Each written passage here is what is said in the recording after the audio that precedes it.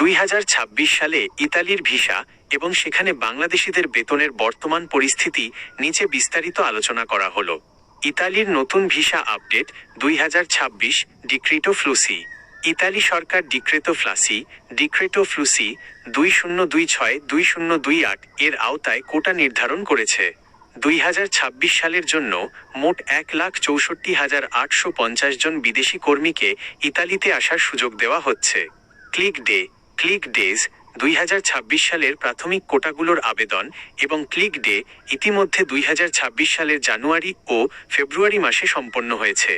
Agricultural বা কৃষি ভিসার জন্য বিশেষ ক্লিক ডে 2026 সালের জুন মাসেও অনুষ্ঠিত হয়েছে।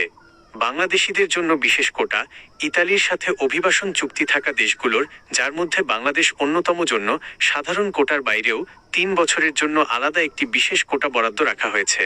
কাজের ক্ষেত্রসমূহ মূলত কনস্ট্রাকশন বা বিল্ডিং নির্মাণ, কৃষি, এগ্রিকালচার, হোটেল ট্যুরিজম, রেস্তোরাঁ, জাহাজ নির্মাণ এবং ফ্যামিলি কেয়ার, ডোমেস্টিক কাজের সেক্টরে সবচেয়ে বেশি লোক নেওয়া হচ্ছে।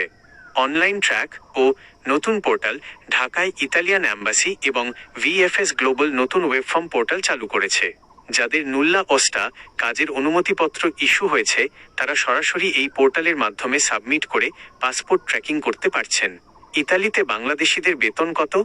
ইতালিতে সরকারিভাবে কোনো নির্দিষ্ট সর্বনিম্ন জাতীয় বেতন, ন্যাশনাল মিনিমাম ওয়েজ নেই।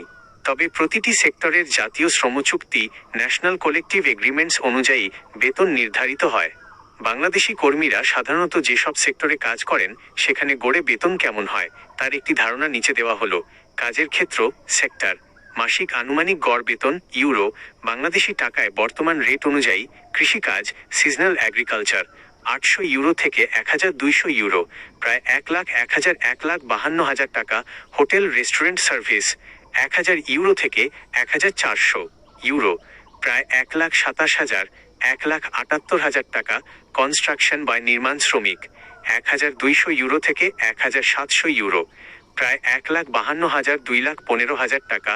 ডোমেস্টিক কেয়ার বা কেয়ার গিভার 900 ইউরো থেকে 1,300 ইউরো, প্রায় 1,14,000 1,65,000 টাকা। জরুরি নোট, ওভারটাইম করলে এই বেতনের পরিমাণ আরও বৃদ্ধি পায়। তবে শুরুতে থাকা খাওয়া এবং ট্যাক্স কাটার পর বাৎসরিক বা মাসিক নেট সেভিংসের হিসাবটা কাজের ধরন ও শহরের ওপর নির্ভর করে কিছুটা কম বেশি হতে পারে। দালাল বা এজেন্সি থেকে সাবধান। ইতালির ওয়ার্ক ভিসার মূল ভিত্তি হল স্পন্সর বা মালিকের কাছ থেকে পাওয়া নুল্লা ওস্তা। কোনো এজেন্সিকে টাকা দেওয়ার আগে নিশ্চিত হয়ে নিন আপনার মালিক আসলেই ইতালি স্বরাষ্ট্র মন্ত্রণালয়ে আপনার নামে আবেদন জমা দিয়েছেন কিনা এবং সঠিক ওয়ান স্টপ ইমিগ্রেশন চ্যানেলে আপনার ফাইলটি আছে কিনা।